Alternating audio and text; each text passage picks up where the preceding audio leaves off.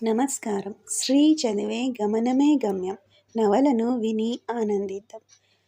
యుద్ధం రోజుల్లో ఉత్పత్తిని పెంచే ఏ పనిని ప్రభుత్వం అడ్డుకోదు. ప్రభుత్వం చేయని పని మనం ప్రజల కోసం చేస్తున్నాం కనుక ప్రజలలో మన మీద సానుభూతి కలుగుతుంది. ప్రజాయుద్ధం అంటున్నామని మన మీద కొంత వ్యతిరేకత ఉంది. ఆ వ్యతిరేకత తగ్గుతుంది.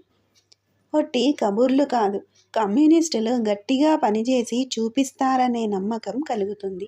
అందరిలో ఏదో తెలియని ఉత్సాహం కమ్ముకుంటోంది. నిర్ణయాలు వేగంగా జరిగిపోతున్నాయి.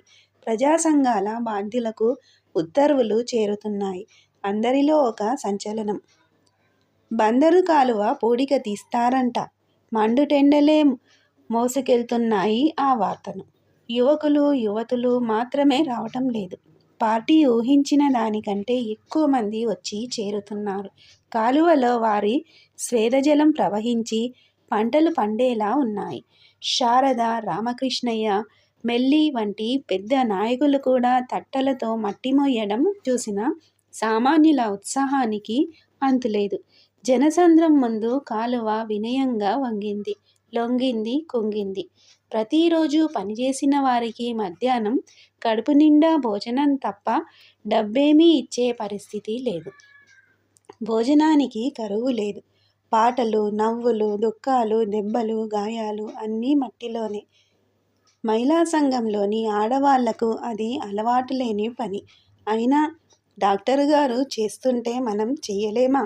అయినా ఈ పని ఎవరిది? మనది. కోటేశ్వరమ్మ, రాజమ్మ పాటలు ఎత్తుకున్నారంటే కృష్ణానదే తుల్లిపడేది. అందరి గొంతులు కలిస్తే ఆకాశం కిందికి దిగాలని చూసేది. ఈ పని చేసేవాళ్ళు చేస్తుంటే చూసేవాళ్ళు ప్రవాహంలా వచ్చి పోతుండేవాళ్ళు. ఇంత పని స్వచ్ఛందంగా జరగటం వాళ్ళు ఇంతకు ముందెన్నడూ చూడలేదు. శ్రమదానం ఇంత పెద్ద ఎత్తున జరగటమూ చూడలేదు. సమూహంగా సమిష్టిగా పనిచేయడంలో ఎంత ఆనందం ఉంటుందో వాళ్లకు తెలియదు. ఇప్పుడు జరుగుతున్నది ఏదో స్వప్నంలా ఉంది వాళ్లకు. కానీ అది యథార్థం. 2 నెలల పాటు వందల మంది పనిచేస్తే కాలువ జలప్రవాహం యోగ్యమైంది. వానలు కురిస్తే చాలు. కృష్ణమ్మ కాస్త 4 బారలు సాగితే చాలు. కాలువ నిండుగా ప్రవహిస్తుంది. అవతల పంట పొలాలకు ఈ వార్త చేరి అదునుకు పదునెక్కి నిరీక్షిస్తున్నారు. కమ్యూనిస్టులంటే ఇదా అనుకున్నారు కొందరు. కమ్యూనిస్టులంటే ఇదిరా అనుకున్నారు మరికొందరు. ఆ 2 నెలల కాలం ఆ పనిచేసిన వారి జీవితాల్లో మర్చిపోలేనిదయింది. దేశంలో కాలువలన్నీ బాగుచేద్దాం, కొత్త కాలువలు తవ్వుదాం, నీటి కొరత లేకుండా చేద్దాం అనిపించింది అందరికీ.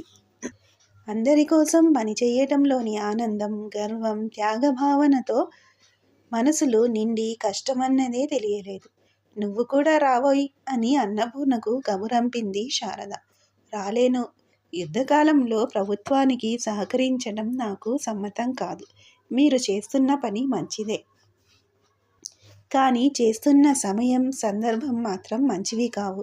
నేనెంతమాత్రం ఈ పనిలో కలిసిరాను అని సమాధానం పంపింది అన్నపూర్ణ. శారద నవ్వుకుంది. రైతులకు సహాయం చేయడానికి, పంట పండించేందుకు సమయానికి నీరివ్వడం కంటే మంచి సమయం ఏముంటుంది? కానీ రాజకీయాలు ఒక సమయాన్ని ఎట్లా మార్చేస్తాయో గదా అనుకుంది. అన్నపూర్ణ దేశం కోసమే కాలువ తవ్వే పని నుంచి దూరంగా ఉంది. తను దేశం కోసమే కాలువ తవ్వే పనిలో మునిగిపోయింది. ఇద్దరం సమాంతర రేఖల్లా ప్రయాణిస్తున్నాం. గమ్యం ఒకటే, దేశ స్వాతంత్రం. అక్కడ కలుస్తాం. సమాంతర రేఖలన్నీ కలిసే చోటు దేశ స్వాతంత్రం. అన్నపూర్ణకు కాలువ తవ్వే దృశ్యాన్ని కళ్ళకు కట్టిస్తూ రాసిన ఉత్తరాల్లో ఈ వాక్యాలు రాసింది శారద. కృష్ణా జిల్లాలో మొదలైన ఈ పూడిక తీసే పని గోదావరి జిల్లాకు పాకింది. అక్కడి కార్యకర్తలు బ్యాంకు కాలువ పూడిక తీశారు. కృష్ణా జిల్లా కాటూరులో మహిళా సంఘం మహాసభ తలపెట్టినప్పటి నుంచి శారదకు ఊపిరి పీల్చుకునే సమయం కూడా దొరకకుండా ఉంది. కాటూరు కమ్యూనిస్టు గ్రామంగా అప్పటికే ప్రసిద్ధి పొందింది. అక్కడ మహిళా సంఘం సభలు జరిపితే ఎక్కడా ఏ ఆటంకమూ రాదు. ఆ ఊరి ప్రజలే కాదు, ఇరుగు పొరుగు గ్రామాల ప్రజలు కూడా సహకరిస్తారు. శారద మెల్లి సూర్యావతి రాష్ట్ర నాయకులతో కలిసి కార్యక్రమమంతా నిర్ణయిస్తున్నారు. కావాల్సినవి చెబితే ఏర్పాట్లు చేసే యువ కార్యకర్తలకు లోటు లేదు. ఆ రోజు శారదకు తమ్ముడి వరుసయ్యే లక్ష్మీపతి నుంచి ఫోన్ వచ్చింది. మీ సభలకు సరోజినీ నాయుడు గారిని ఆహ్వానించకూడదు అంటూ. ఎందుకు కూడదోయ్? ఆహ్వానించాలనే ఉంది. కానీ ఎలా చెప్పు? ఆవిడ నాకంటే పెద్దావిడ. నువ్వు ఫోన్ చేసినట్లు ఆవిడకు ఫోన్ చేసి మా సభలకు కాటూరు రండి అని చెప్పలేను గదా. ఆవిడ ఎప్పుడు ఎక్కడుంటారో కూడా తెలియదు. వెళ్ళి పిలుద్దామంటే. పోనీ మా తరఫున నువ్వు ఆహ్వానించరాదుటోయ్. ఖర్చులన్నీ ఇస్తాం. కాదక్కా, నువ్వే ఆహ్వానించు. ఆవిడ రేపు రాత్రి విజయవాడలో అరగంట ఆగుతారు. రైలు స్టేషన్లో. విశాఖ నుండి సికింద్రాబాదు వెళ్తున్నారు. నువ్వు వెళ్ళి కలిసి ఆహ్వానించు. నువ్వంటే ఆవిడకు చాలా ఇష్టం. వాళ్ళ తమ్ముడు హరి చెప్పాడట నీ గురించి. చాలా గౌరవంగా మాట్లాడింది నీ గురించి. నువ్వే వెళ్ళి అడిగితే కాదనదు. మంచి మాట చెప్పావోయ్. ఈసారి మనింటికి వచ్చినప్పుడు నీకేం కావాలో అడుగు, ఇస్తాను. రేపు రాత్రి ఆవిడను కలుసుకుంటానోయ్. శారద ఫోన్ పెట్టి వెంటనే పార్టీ ఆఫీసుకు వెళ్ళింది.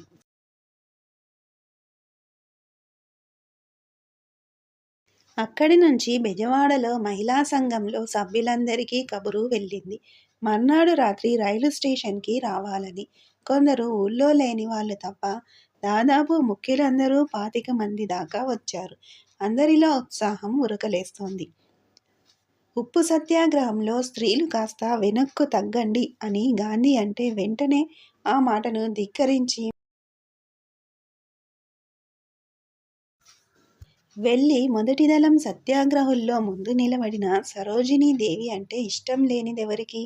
గాంధీతో సహా ఎవరితోనైనా పరిహాసమాడగల చొరవ, సమయస్ఫూర్తి, తన ఉపన్యాసాలతో జనాలకు తట్టి లేపగల శక్తి, సున్నితమైన కవిహృదయం, త్యాగబుద్ధి సరోజినీ నాయుడు గురించి వినని వారెవరూ లేరు ఆ మహిళా సంఘంలో.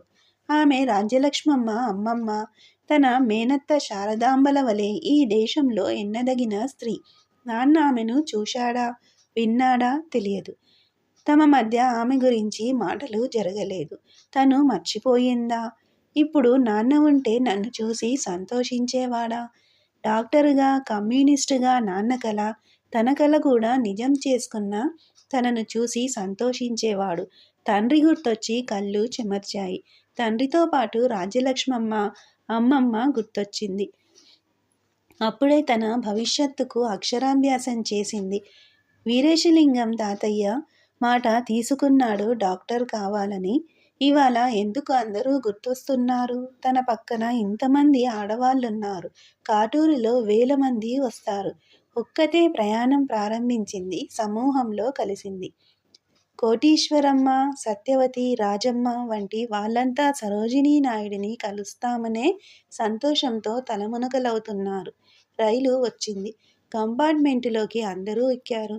శారద వెళ్ళి సరోజినీదేవికి నమస్కారం చేసి తనను తాను పరిచయం చేసుకుంది నవ్వుతూ. సరోజినీదేవి ఆనందంగా శారదను ఆలింగనం చేసుకుంది. హరీన్ చెప్పాడు నీ గురించి. నీలాంటి వాళ్ళే కావాలి దేశానికి. వీళ్ళంతా మహిళా సంఘం సభ్యులా? అందరినీ ఆప్యాయంగా పలకరించింది. సమయం ఎక్కువ లేదు. వచ్చిన పని చెప్పింది శారద. తప్పకుండా వస్తాను. మంచి అవకాశం వదులుకుంటానా? నేనొక వారం రోజులు హైదరాబాద్లోనే ఉంటాను. 2 రోజులాగి ఫోన్ చెయ్యి. ఏం లేదు, మర్చిపోతానేమోనని. ఇద్దరూ దేశంలో మహిళా ఉద్యమం చేయాల్సిన పనుల గురించి మాట్లాడుకుంటుండగానే సమయం లేదని గార్డు వచ్చి అందరినీ దిగమన్నాడు. శారద ఆమెకు నమస్కరించింది. అందరూ కోలాహలంగా మాట్లాడుకుంటూ స్టేషన్ బయటకు వచ్చారు. శారద అందరూ జాగ్రత్తగా ఇల్లు చేరేలా జట్లుగా వారిని పంపి తను కూడా ఇంటికి వెళ్ళింది. అందరూ నిద్రపోతున్నారు. నటాషా నిద్రలో నవ్వుతోంది. పాపను మెల్లిగా ముద్దు పెట్టుకుంది. ఇప్పుడిక నిద్ర రాదు. గర్భిణీ స్త్రీల ఆరోగ్యం గురించి తను రాస్తున్న పుస్తకం తీసింది. ఈ పుస్తకం రాస్తున్నానని తెలిస్తే నాన్న ఎంత సంతోషించేవాడో. తగిన సమయం దొరకటం లేదు. త్వరగా పూర్తి చేయాలి. ప్రజల్లో ఎన్ని మూఢనమ్మకాలు. వాళ్ళ శరీరాల గురించి వాళ్ళకే మాత్రం తెలియదు. శరీరం మీద, మనసు మీద అధికారం సంపాదించినప్పుడే మనకో వ్యక్తిత్వం వస్తుంది. అది స్త్రీలు సాధించాలనే ఈ పుస్తకం రాస్తోంది తను. 10 నిమిషాల్లో రాతలో మునిగిపోయింది. 2 గంటల పాటు రాసి తృప్తిగా కలం మూసి వచ్చి పాప పక్కన పడుకుని నిద్రపోయింది. ఈ నవల మీకు నచ్చితే సబ్స్క్రైబ్ చేయండి, షేర్ చేయండి, లైక్ చేయండి, బెల్ ఐకాన్ను ప్రెస్ చేయండి. శ్రీ ఛానల్ ఆడియో నవలను వింటున్నందుకు ధన్యవాదములు.